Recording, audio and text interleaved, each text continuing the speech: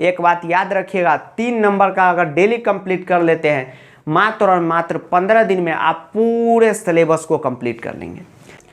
तो dear student, आपका बहुत बहुत स्वागत है। आप देख रहे हैं मास्टर साहब और मेरा नाम है आयुष। तो स्टूडेंट, आज के इस वीडियो में हम जानेंगे कि 15 दिनों में हम संस्कृत की तैयारी कैसे कर सकते हैं।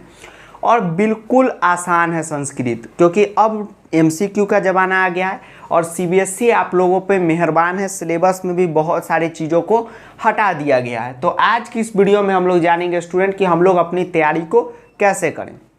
ठीक है स्टूडेंट, तो चलिए अब वीडियो को स्टार्ट करते हैं। अब देखिएगा आप स्टूडेंट, सबसे पहले CBSE के जो पैटर्न को आप देखेंगे तो पैटर्न हो गया है किसका, MCQ का हो गया है। अब जैसे ही MCQ का बात आता है तब बच्चा सबको पता ना कौन अभागा एक मिसगाइड कर दिया है, क्या बता दिया है कि बच्चा सबको अब पढ़ाने लगेगा तो कहेगा कि हमको सर पढ़ना नहीं है कॉन्सेप्ट वगैरह, हमको आप क्या कीजिए 500-600 MCQ ही करा दीजिए। तो सबसे पहला यही गलत फहमी आप लोग पाल रहे हैं कि MCQ पैटर्न आ गया है तो हम लोग सिर्फ क्या करें, MCQ की पढ़ाई करें। बिल्कुल गलत है। ये संस्कृत के लिए नहीं है, अदर सब्जेक्ट के लिए भी है। ठीक है, ये नहीं कि MCQ आ गया तो हम लोग अपना कॉन्सेप्ट छोड़ देंगे। बाबू एक बात ध्यान में रखना कि अगर आप किसी चीज़ का कॉन्सेप्ट ले लेते हैं तो आपके सामने 10,000 भी MCQ आएगा तो आप कर देंगे। ठीक है, तो ये सबसे पहली बात अगर आपके मन में होगी तो इसको हटा लीजिएगा कि हमें अब MCQ की ही सिर्फ तैयारी करनी है, कॉन्सेप्ट की तैयारी नहीं करनी है। MCQ क्या है, एक क्वेश्चन है, उसमें और ज़्यादा आपको हेल्प मिलेगा, 4 ऑप्शन भी दिए जाएंगे। तो कॉन्सेप्ट को मत छोड़िएगा। ठीक, इसी के साथ मैंने वीडियो स्टार्ट किया ताकि इस गलतफहमी से प्यारे प्यारे जो बच्चे हैं नादान, जिनको कुछ लोग उल्लू बना रहे हैं, वह संभल जाए। अब चलिए संस्कृत की बात करते हैं। अब देखिए स्टूडेंट, संस्कृत का जो सिलेबस है, ठीक, CBSE ने अभी दिया है, उसको हम लोग क्या कर रहे हैं, 3 पार्ट में बांट रहे हैं। ठीक है, ग्रामर का 2 पार्ट और हमारा एक सेमुसी का पार्ट। अब देखिएगा सेमुसी थोड़ा सा ज़्यादा इंपॉर्टेंट हो गया है MCQ पैटर्न से। कैसे, उसके बारे में जानते हैं। तो व्याकरण में स्टूडेंट हमारा जो पार्ट है, जैसे घटिका, अव्यय, प्रत्यय, संधि, ठीक, और हमारा समास, ये हुआ व्याकरण का एक पार्ट। ठीक है स्टूडेंट, और इसी का एक सब पार्ट आप कह सकते हैं वाच्य और अशुद्धि संशोधन। अभी बताऊंगा कि कैसे कैसे पढ़ना है आपको अशुद्धि संशोधन। अब देखिए स्टूडेंट, अब जो हमारा सेमुसी बुक है, ध्यान से देखिएगा, पहले सिलेबस समझ में आएगा बाबू, तभी ना कौन ट्रिक बताएंगे कि कैसे कैसे पढ़ना है। बहुत बच्चे कहते हैं डायरेक्ट सर आप ट्रिक ही बता दीजिए, जैसे डायरेक्ट MCQ बता दीजिए। पहले आपको मैदान पता रहेगा तब ना कि कहाँ कहाँ आक्रमण करना है, नहीं तो सीधे एकदम जुबिन चाचा का गाना कान में लगा के और चल दिए, ऐसा थोड़ी होता है। देखिए, अब सेमुसी बुक में आपको 4 चैप्टर पढ़ने हैं। कौन कौन से चैप्टर, नोट कर लीजिएगा सभी लोग। सूचि पर्यावरणम, बुद्धि बलवती सदा, जननी तुल्यवत्सला और एक शिशुलालनम। ठीक है स्टूडेंट, ये 4 चैप्टर आपको पढ़ने हैं। अब चैप्टर के अंदर से ही आपके सामने प्रश्न निर्माण के क्वेश्चन बनेंगे, जो 4 नंबर के बोर्ड में होंगे, एकदम फिक्स है। तो ये बात याद रखिएगा। उसके बाद जितने भी भाषिक कार्यम है, भाषिक कार्यम, ये जो है आपके सामने, जिसमें आपका विलोम शब्द है, पर्याय शब्द है यानी कि पर्यायवाची शब्द, ये भी चैप्टर के अंदर से आएगा। ये भी कम से कम 4 मार्क्स का होगा। 4-4 8 हो गया। 2 मार्क्स के या 4 मार्क्स के क्वेश्चन भी बन सकते हैं। तो चैप्टर से टोटल स्टूडेंट 12 से 15 मार्क्स के क्वेश्चन अब आएंगे MCQ पैटर्न में। ठीक है, अगर यहाँ 15 आते हैं तो ग्रामर जो होगा वो हमारा 25 मार्क्स का होगा। अब इतना सब हम क्यों बताएं, इसके पीछे का एक ही कारण है बाबू, कि आपको अब समझ होनी चाहिए कि हमारे लिए ये भी इम्पोर्टेंट है और ये भी इम्पोर्टेंट है। ठीक है, अब चलिए दोनों की पढ़ाई हमें कैसे करनी है उसके बारे में जानते हैं, और कौन कौन से टॉपिक है जिसको हम अगर थोड़ा सा ऐसे वगैरह भी पढ़ें तो हमारा काम चल जाएगा। ठीक है, अब चलिए डस्टर लेके इसको रफ करते हैं और फिर बताते हैं कि आपको पढ़ाई कैसे करनी है। और बता दूं कि जो नए बच्चे देख रहे हैं, अगर आप अभी तक प्रो बैच को ज्वाइन नहीं किए, जिसमें मैं पर्सनली आपकी 15 दिनों में संस्कृत की तैयारी करवा देता हूँ टर्म 1 का, तो जाके अभी डिस्क्रिप्शन में लिंक है, पूरा ज्वाइनिंग का उसमें प्रोसेस है, जाके उस वीडियो को देख लीजिए और जल्दी से प्रो बैच को ज्वाइन कर लीजिए। पूरी बेसिक से मैं उसमें तैयारी करवाता हूँ, पूरा आपको पीडीएफ देता हूँ और गारंटेड क्वेश्चन पीडीएफ उसी से क्वेश्चन आता है, इस बात को एकदम गांठ मान लीजिएगा। अब चलिए आगे बढ़ते हैं। अब देखिए स्टूडेंट, अब आप क्या कीजिएगा, संस्कृत पढ़ने के लिए थोड़ा सा आप क्या करेंगे, टाइम निकालेंगे। ठीक, अब पढ़ाई कैसे कैसे करेंगे उसके बारे में जानते हैं। ठीक है, थोड़ा सा अब आपको क्या करना है, समय निकालना है, अपने अकॉर्डिंग निकाल लीजिए, जो जितना निकाल सकता है निकाल ले। घंटा, 2 घंटा, 5 घंटा, आधा घंटा, 15 मिनट, 20 मिनट, जितना आप कैपेबल हो सकते हैं आप निकाल ले। अब आप कहेंगे कि सर एक व्यक्ति 5 घंटा निकालता है कोई स्टूडेंट और मैं मात्र आधा घंटा निकालता हूं, तो हमसे तो आगे बढ़ जाएगा। कोई आगे नहीं बढ़ेगा संस्कृत में। हो सकता है कि उसका सिलेबस हो क्या सकता है, जल्दी फिनिश हो जाएगा, लेकिन आप अगर थोड़ा सा कम समय देंगे तो आपका थोड़ा सा ज़्यादा दिन लगेगा, लेकिन एग्ज़ाम से पहले हो जाएगा। तो मैं मान के चल रहा हूँ कि अभी से अगर आप लोग 1 घंटा डेली निकाल लेते हैं संस्कृत पढ़ने के लिए, काफ़ी है। अब आप संस्कृत पढ़िएगा तो सबसे पहला काम तो यही करिए कि समय को निकाल लीजिए। उसके बाद दूसरा काम, सीबीएसई के वेबसाइट से आप लोग क्या कीजिएगा, सिलेबस को डाउनलोड कर लीजिएगा।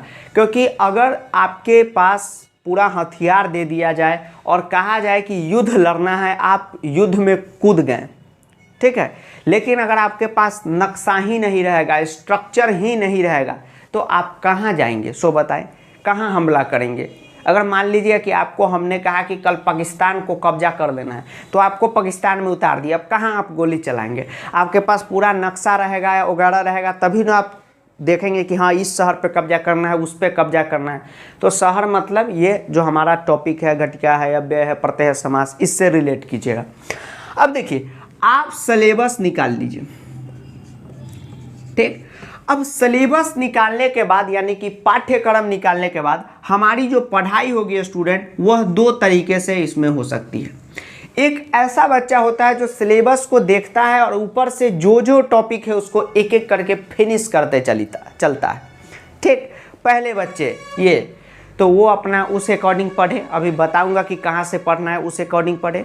दूसरा बच्चा ऐसे होता है जो इंटरेस्टिंग टॉपिक सब होता है उसको फिनिश करते हुए चलता है, तो ऐसे भी आप पढ़ सकते हैं। टॉपिक या तो आप स्टार्टिंग से पढ़ें, नहीं तो अकॉर्डिंग टू यू पढ़ें, मतलब कि अपने अकॉर्डिंग पढ़े, कोई बात नहीं। अब चलिए, आपके हाथ में लग गया बाबू सिलेबस, यानी लग गया आपके हाथ में पूरा नक्शा, मिठाई लग गया आपके हाथ में। ठीक है, अब आपने लिया सिलेबस, आपने देखा वो पहला इंटरेस्टिंग टॉपिक कौन सा है, चलो देख लेते हैं। अरे ये तो घटिका, ये तो कितना आसान टॉपिक है, चलिए ये हो गया। अब तुरंत आपने क्या किया कि तय कर लिया कि आज हम लोग क्या पढ़ेंगे, घटिका पढ़ेंगे। अब घटिका आपने तय कर लिया कि आज हमको पढ़ना है स्टूडेंट। ठीक, अब आप क्या कीजिए, आ जाइए, कहाँ पे, हमारे पास आ जाइए। आप जाइए प्लेलिस्ट में, घटिका की पूरी वीडियो होगी, 2 बार 3 बार मैंने पढ़ाया है। आप घटिका की वीडियो देखिए और क्वेश्चन को करिए। ठीक है स्टूडेंट, क्वेश्चन सर कहाँ से करेंगे, वीडियो में ही मैंने सारे क्वेश्चन करा रखे हैं। उसके बाद उसके अतिरिक्त आपके पास जरूर कोई ना कोई बुक होगा, प्रैक्टिस सेट होगा, आपके भैया दीदी का बुक होगा, उससे आप लोग क्या करेंगे, क्वेश्चन करेंगे। ठीक, कर लिया, हो गया, एक टॉपिक आपका कंप्लीट हुआ। और जान लीजिए स्टूडेंट, मात्र और मात्र ऐसा अगर आप 30-35 मिनट भी रोज करते हैं, उसमें वीडियो क्वेश्चन दोनों हो जाएगा। और ये कितना मार्क्स का कंप्लीट हो गया, 3 से 4 मार्क्स का टॉपिक हमारा कंप्लीट हो गया। 40 मार्क्स का क्वेश्चन बोर्ड में आएगा। एक बात याद रखिएगा, 3 नंबर का अगर डेली कंप्लीट कर लेते हैं, मात्र और मात्र 15 दिन में आप पूरे सिलेबस को कंप्लीट कर लेंगे। तो आपने देखा क्या कि घटिका हमारा हो गया। फिर अगर आपने चुना कि अब कौन सा पढ़े, सिलेबस ऐसे देखे, चलो अब बोर हो रहा है, थोड़ा सा चैप्टर ही पढ़ लेते हैं। ठीक है, आप चैप्टर पढ़िए, सूची पर्यावरण पढ़िए, इसका भी वीडियो डाला हुआ है। आपने सूची पर्यावरण को पढ़ा, उसके बाद क्या करना है, चैप्टर तो आपको समझ में आ गया, जितने भी शब्दार्थ है उसको याद कर लीजिए, 2-3 बार देखिएगा, अपने आप याद हो जाएगा।